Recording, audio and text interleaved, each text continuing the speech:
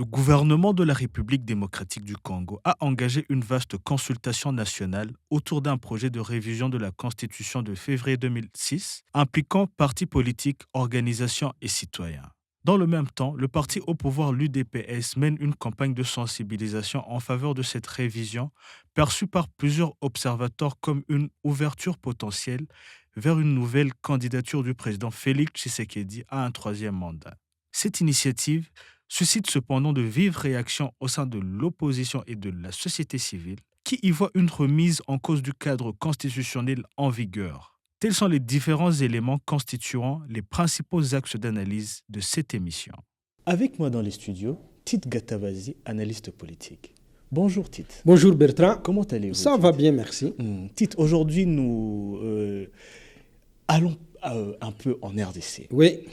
Le gouvernement de la République démocratique du Congo a entrepris des initiatives, les nouvelles sont tombées hier, à partir en train de demander à la population ou recueillir beaucoup d'informations à propos d'un éventuel changement de la constitution de la RDC. Est-ce l'actualité aujourd'hui en RDC? C'est ça l'actualité. Ça ne couvait même pas, ça séduisait sur les plateaux, sur les réseaux sociaux. On en était arrivé à instiller dans l'opinion que le président Tshisekedi n'avait plus de mandat, qu'il avait une mission et qu'il fallait le laisser aller jusqu'au terme de sa mission, laquelle mission est indéfinie et indéterminée. On a vu beaucoup de sorties gros calibre de la politique congolaise. On a même vu des gens qui ont payé de leur carrière politique au nom de cette révision ou modification de la Constitution en prévision. Vital Kamerhe a perdu son poste de président de l'Assemblée parce qu'on soupçonnait qu'il ne soutiendra pas la révision de la Constitution. Bahati Lukwebo perd son poste de deuxième vice-président du Sénat parce qu'il dit que la question n'est pas les textes, mais les hommes et les animateurs des institutions. Et boum, il est déchu. Donc oui, c'était sur la place publique. Et donc là, le professeur Mbata, qui est secrétaire permanent de l'Union sacrée, ou de ce qui reste de l'Union sacrée, hier a sorti un communiqué pour annoncer que le train de la révision de la Constitution est lancé. Avez-vous été surpris? Non, pas du tout. Je dis que c'était déjà là, on a tout fait pour nous expliquer. Peter Kazadi, qui est député UDPS, ancien ministre de l'Intérieur, nous a même dit que l'insécurité à Kinshasa ne pouvait pas se résorber à cause de certaines dispositions de la Constitution. Nous, on a entendu tout et n'importe quoi sur cette Constitution. Ça n'est pas, Tshisekedi l'avait déjà dit dans un meeting, que qui peut s'élever et l'empêcher, lui, de réviser cette Constitution. Mais parlant de la Constitution et du président de la République,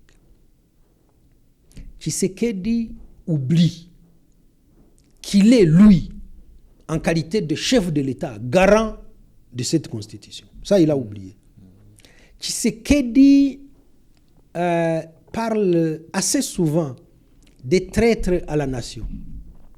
Il est le premier traître à la nation parce que lui, il violente la Constitution dont il est le garant. Tshisekedi a dit publiquement, c'est une constitution des étrangers, rédigée à l'étranger et par des étrangers. Dans la foulée, on a vu des professeurs de droit constitutionnel, des professeurs de sciences politiques, des professeurs de droit congolais qui ont rappelé que cette constitution a été élaborée sur place en République démocratique du Congo. Donc, ce faux débat, comme certains l'appellent, date de quelque temps.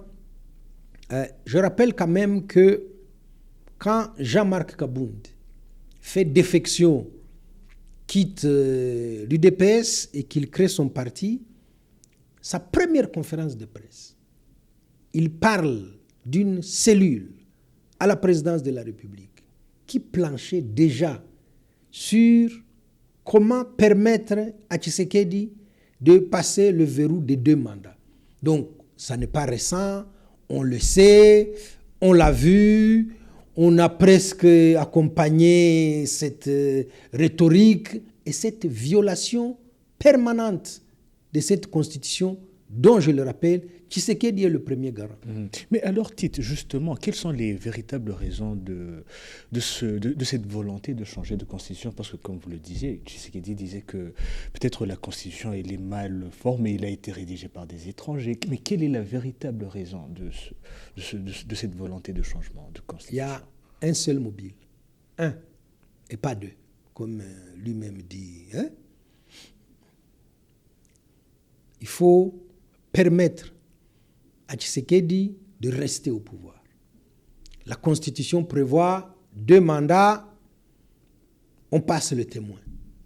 Et donc, toute la manœuvre qu'il y a, tous les discours possibles et imaginables vont raconter tout ce qu'ils veulent, mais ils ont quand même un mérite, les partisans de Tshisekedi.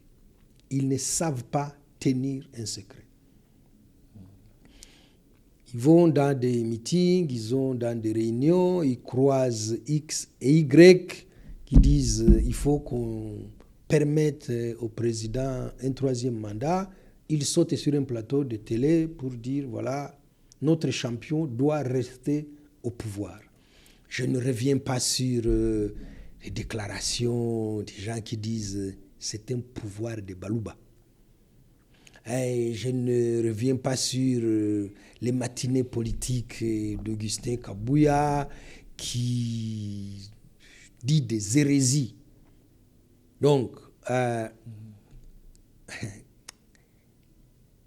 le drame qu'il y a dans cette démarche, c'est que 90% de ceux qui parlent de la révision ou la modification de la Constitution n'ont pas lu leur propre Constitution. Non.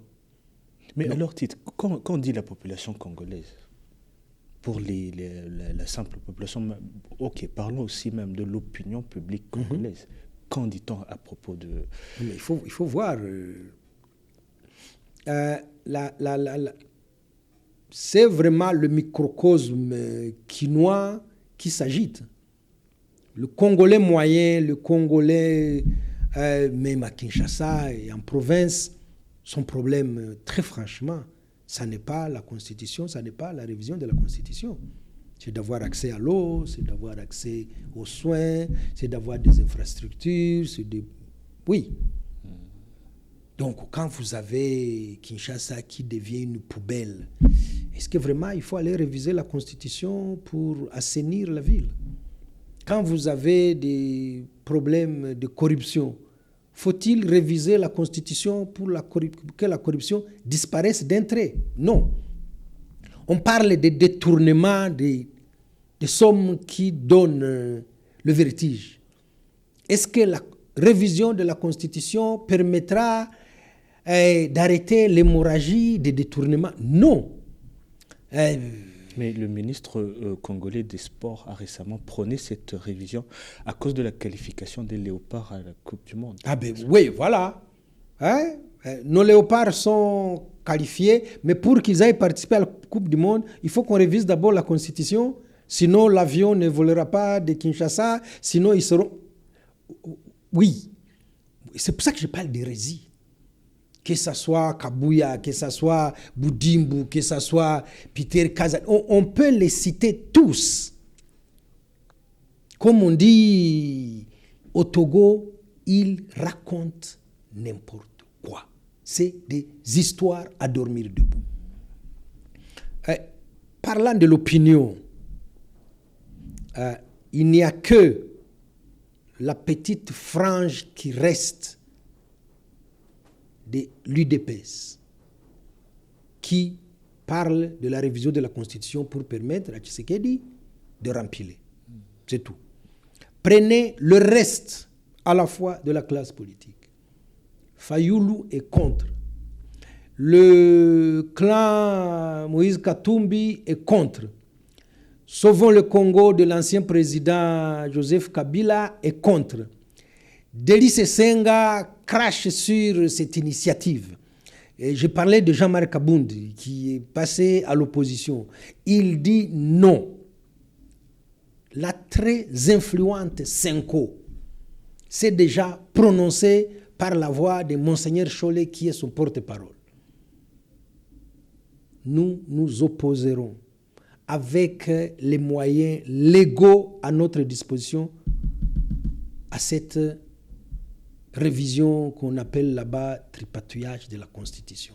Donc, qui reste pour soutenir la révision de la Constitution? Professeur Mbata, qui joue sa propre survie, Augustin Kabouya, qui gère les lambeaux du DPS, et ces agités-là, Peter Kazadi et consorts, qui n'ont même pas d'argument. Et donc, voilà comment le président Tshisekedi est en très grande difficulté pour réussir la révision de la Constitution. Mais mis à part l'agitation de la classe politique, des dispositions de cette même Constitution empêchent sa modification ou sa révision. Dans la Constitution congolaise, vous trouvez une disposition qui indique qu'on ne peut pas procéder à la modification de la Constitution ou sa révision lorsque le pays est en guerre, lorsque le gouvernement a déclaré un état de siège. Que je sache, la province d'Ituri et la province du Nord Kivu sont sous état de siège par décret du chef de l'État Tshisekedi.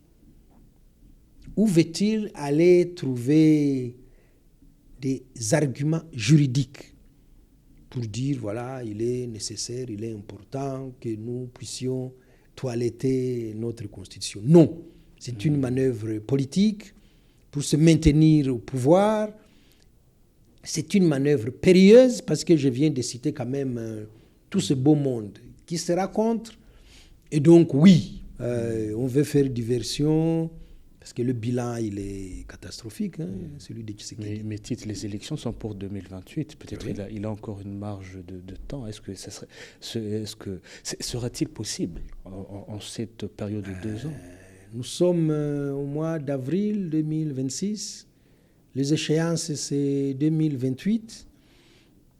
La politique, parfois, ne s'accommode pas du calendrier physique. Les événements politiques peuvent précipiter les choses, peuvent les ralentir. La politique ne répond vraiment pas à la logique de, voilà, aujourd'hui, demain, après-demain. Quand vous regardez la scène politique en République démocratique du Congo, aujourd'hui, pour dire les choses de manière réaliste, nous avons 2 capitales en République démocratique du Congo. Vous avez Kinshasa et Goma. Aujourd'hui, l'ancien président Joseph Kabila, qui restait très populaire en République démocratique du Congo, s'est prononcé contre tout tripatouillage de la Constitution avec toute la liste des partis politiques que je viens de donner. Peut-être que j'en ai oublié d'autres, ils pourront m'en excuser. Comment Tshisekedi peut-il, avec la petite équipe, procéder à la révision de la Constitution. Il y en a qui évoquent le Congrès réuni, Parlement plus Sénat, et puis on leur soumet. Le projet, il est déjà prêt. Le projet de révision. Le texte est déjà prêt. Mais maintenant, on ne sait pas par quelle voie on va le faire. Le référendum est impossible en l'état actuel des choses. Il ne viendra pas faire le référendum à Goma, Rutshuru, Masisi, non. La Constitution ne prévoit pas toute modification en passant par le Congrès. Mais comme on s'est habitué à la violation de la même Constitution, à la violation des lois, est-ce que ça leur sera possible de passer outre? Je crois que le morceau est trop gros pour pouvoir être avalé ainsi. On a violé la procédure, mais de manière honteuse, quand on a débarqué Vital Kamerhe. Je me souviens des images de Peter Kazadi, il est juriste, avocat, qui présidait la commission. Mwando Simba l'a confondu. Je vois la tête du professeur Mbata, professeur de droit constitutionnel, assis en plénière. Il avait la tête baissée. Ça, c'est parce qu'on voulait débarquer le président de l'Assemblée nationale, Vital Kamerhe. Est-ce que ce sera pareil pour la révision de la Constitution? Non. Kamerhe n'a pas bénéficié de la solidarité des autres pour des raisons qui leur sont propres. Mais là, la Constitution, c'est un bien commun. C'est une bataille politique et même de société. Et tous ces gens qui se sont prononcés contre vont se lever pour s'y opposer. Est-ce que Tshisekedi aura les coudées franches pour résister à cette pression? Je ne vois pas ça. Est-ce qu'il a une marge de manœuvre pour... Non. Il veut s'engager dans une voie, évidemment, il joue son va-tout. Il est porté par une petite clique des gens qu'on appelle des frappeurs et justiciers à Kinshasa. Il a des copains, et pas vraiment des véritables conseillers. Il multiplie les bourdes. Et donc là, je crois que c'est vraiment le morceau auquel il ne fallait pas s'attaquer. Je finis en disant, il veut esquiver ce qui est convenu en Suisse, les acquis de Doha.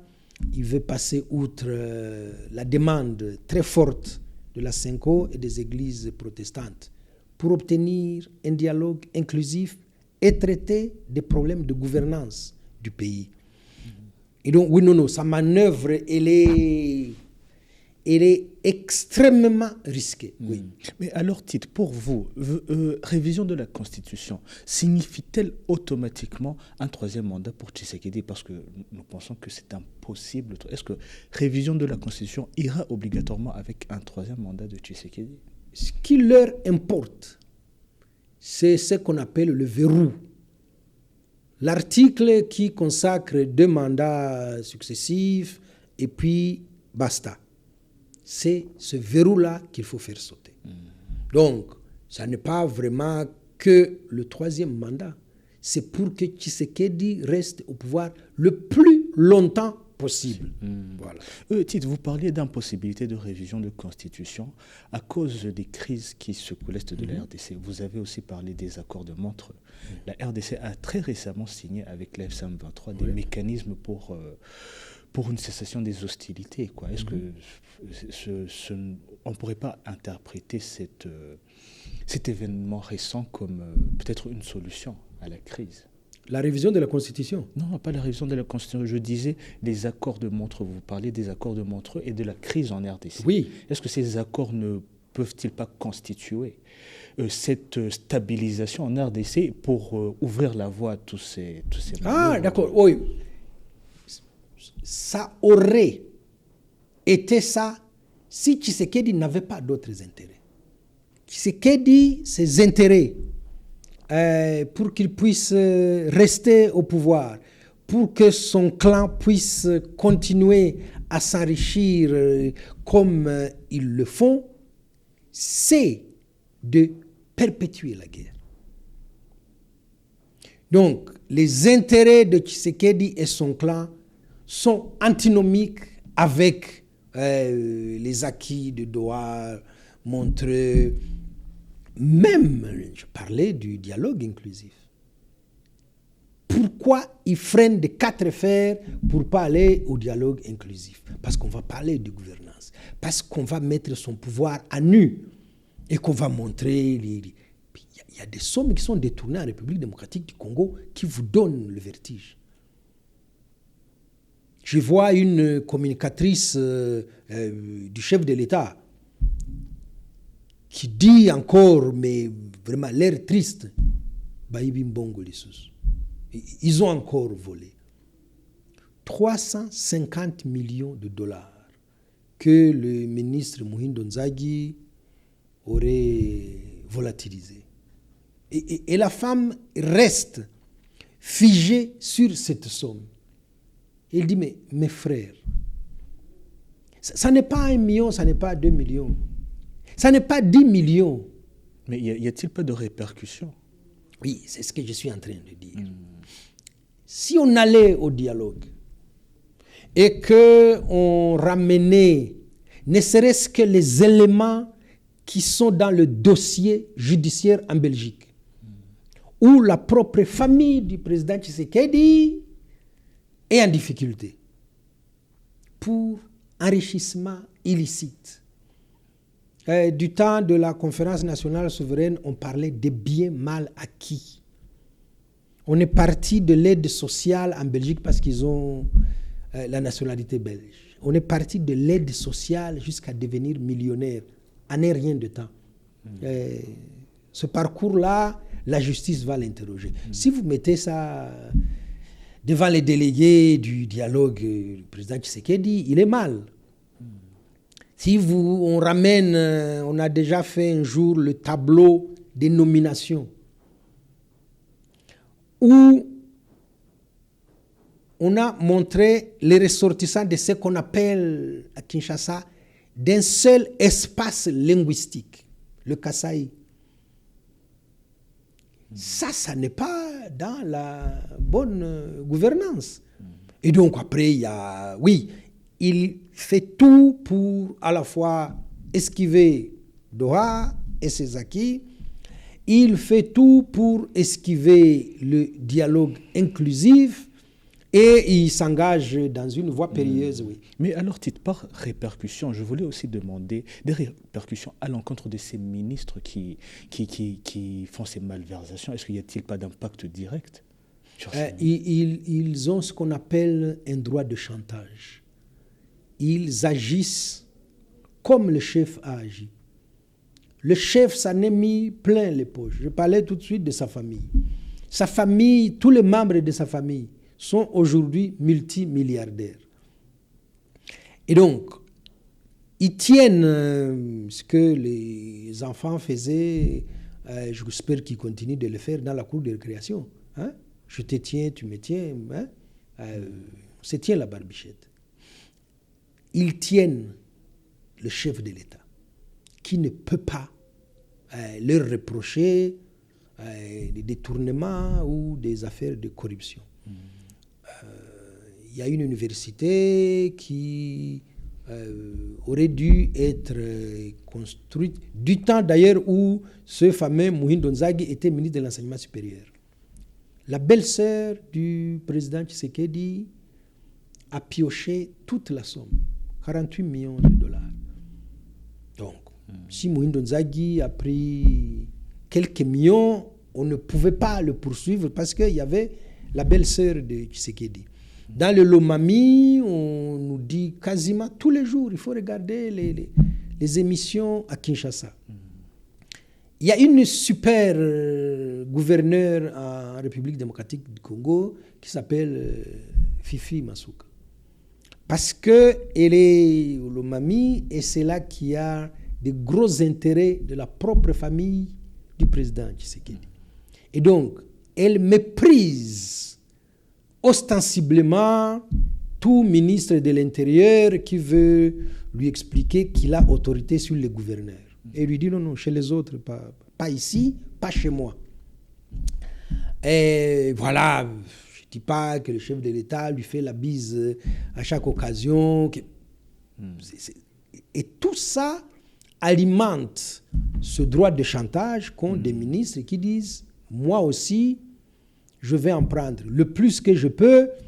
Je crois que le pauvre Moutamba a payé trop cher, étant donné que c'est une culture au sommet de l'État de s'en mettre plein les poches et de dire mais même Mokonzi Mboga Salagango.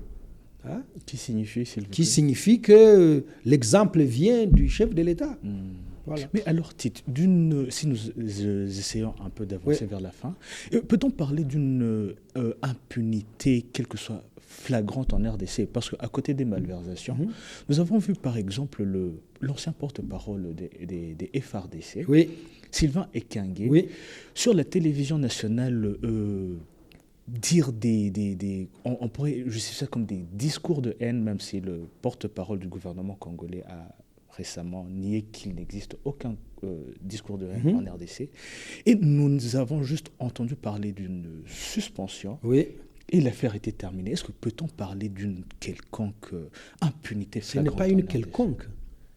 Le général Ekenge a repris un des commandements, des 10 commandements du Hutu, où il était interdit aux Hutus d'épouser les femmes Tutsis. C'est aussi simple que ça. Donc, il reprend le discours de Kangoura. Il reprend le discours de la RTLM. En quoi est-il différent du Hutu Power? Voilà. Impunité. Tous les militaires qui sont répertoriés, je crois que Maïcha a suffisamment documenté les Tutsis congolais qui ont subi le cannibalisme. Il y a des militaires dedans, il y a des policiers. Il n'y a jamais eu de procès contre qui que ce soit, parce qu'ils sont incités à le faire par le pouvoir. Justin Bitakwira, qui est sous sanction de l'Union européenne, qui se présente comme président des Ouazalendo, il n'arrête pas de cracher du venin contre les Tutsis. Il n'a jamais été inquiété. Il revendique d'être proche du chef de l'État. Yves Abdallah, journaliste à la télévision nationale, qui appelle publiquement au meurtre de la famille de Corneille Nangaa, de la famille de Bertrand Bisimwa, de la famille du général Makenga. Il n'a jamais été inquiété. Et donc, oui, le discours de haine qui est alimenté par le pouvoir, l'incitation à la violence, la stigmatisation des Tutsis congolais et leur persécution en les désignant comme les brebis galeuses bénéficient d'une impunité garantie par le sommet de l'État. Très concrètement, Tite, si vous nous permettez, dernière question. En analysant la situation actuelle de la RDC, pensez-vous que cette révision de la Constitution était la priorité aujourd'hui? Je reprends les propos de l'ancien vice-président du Sénat, Bahati Lukwebo. La question en République démocratique du Congo, ça n'est pas le texte. Depuis le temps de Mobutu. Ça n'est pas une priorité, c'est une diversion. Tite, merci beaucoup pour c'est moi qui vous remercie. Et nous pensons que nous serons toujours ici pour continuer à décrypter situation dans la région. Avec plaisir. Chers téléspectateurs, merci d'avoir été avec nous. Espérons que cette émission vous a été d'une très grande utilité.